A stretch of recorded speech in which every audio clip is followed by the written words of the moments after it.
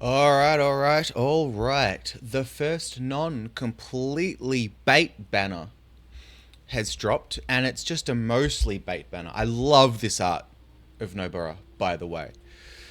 But let's just go through her kit really quickly. So, the basic attack just does range damage and applies nails to them. So she works the same as the other Nobara, plus 3 nails, and then does a curse technique decrease for 1 time 2 turns. So they won't hit as hard, which is kind of nice.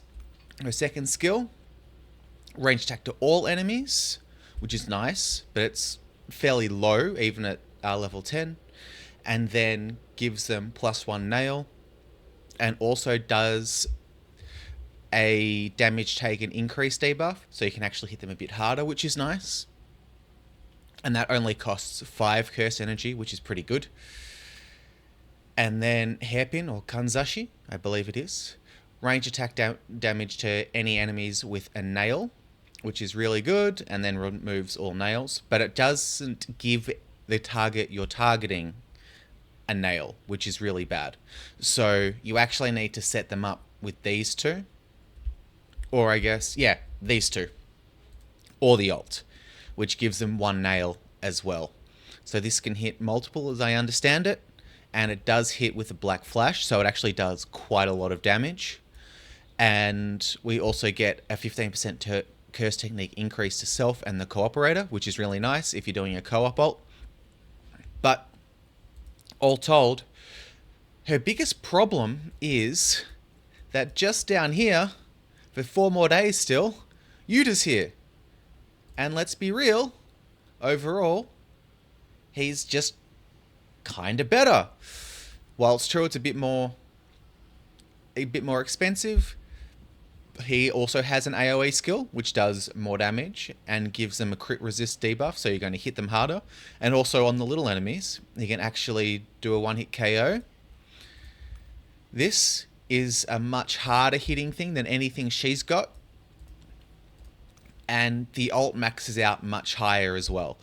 So really, she's just kind of a worse Yuta. Her recollection bit, let's go through that really quickly. So it's a pure curse technique one, which isn't bad.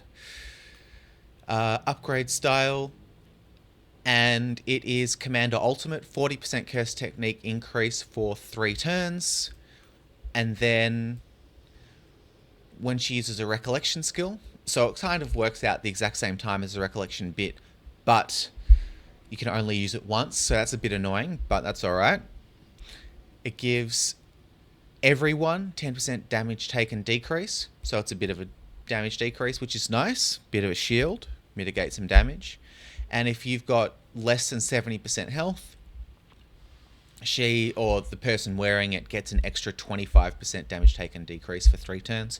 So realistically, 10 to everyone and up to 35% for the wearer. The problem is, for this, even though it's pure curse technique, which is nice, if we look at the recollection bits that are out there, the curse technique ones, the pure curse technique ones, are actually already very strong. So there's this one, which gives a large buff for 2 turns, and also when battle starts gives you 10 curse energy right off the bat, so you can actually use more techniques. There's obviously non-standard, which has an alt gauge restoration whenever there's a new wave, and does up to 85% curse technique increase for 1 turn. I believe this has curse technique. Yep. So whenever you're doing an alt skill, 60% curse technique increase for 2 turns, and alt gen up from the start of the battle. So what I'm really saying here, and obviously there's things like this, which works better for curse technique and has alt gauge curse technique efficiency and 65% raw damage. And then there's also this, which you can do the classic double stack for pride. So realistically, there's nothing here that you have to get. There's nothing here that's a must-of. She'll go into the pool eventually, once all the half Annie, which is probably just going to be 100 days for us, So I imagine within the next 6 weeks or so, she'll just be in the general pool, right? Although 20, she's around for 20 days, so you're going to get a fair amount of time to try and get her. So I'm going to do this. I'm going to do all the tickets, then I'm going to do the events, and we'll see what happens. But realistically, the thing is, for most people, for most players, this is not a summon. You skip this straight away. You keep hoarding, you keep saving. If you have some paid cubes going around, you can absolutely feel free to spend those. That's totally fine, just on the once a day thing. But as it is, I think she's absolutely 100% an easy skip.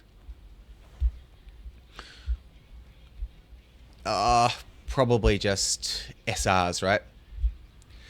There will be another 5 tickets, I believe, in her event. Yep, nothing. That's alright. So let's just see if we get any fake outs. Nope. So, given that there's 20 days in this banner, it's also worthwhile to just relax, take a break. Not take a break, but like, I can take a break from the game if you want. But I think the point is that you got 20 days. At some point, we're going to get these free once per days. And then what you can do is make the choice. Do you want her or do you not? As cool as she is, and as amazing and awesome as this moment was, dude, guys, it's not worth it. It is absolutely not worth it. So, let's just really quickly check the event. No. No voice. Yep, skip. Standard stuff. Yeah. I imagine... Is it... I wonder if it's Nobaras? It won't be Nobaras. I imagine the yellow one will still have some bonuses, though. So it's just going to be a standard... Yep. Exactly as per normal thing. Event mission. Yep. All going to be the same. Exchange. Probably not in there yet. Let's see if we can get it in here. Exchange shop. Events. No, I have to unlock it first. Okay, that's alright. But there'll be your normal tickets in here and all of that sort of stuff. So that'll be good all told. But other than that, keep saving. Keep going. Enjoy. And we'll see you all in the next one. Peace out.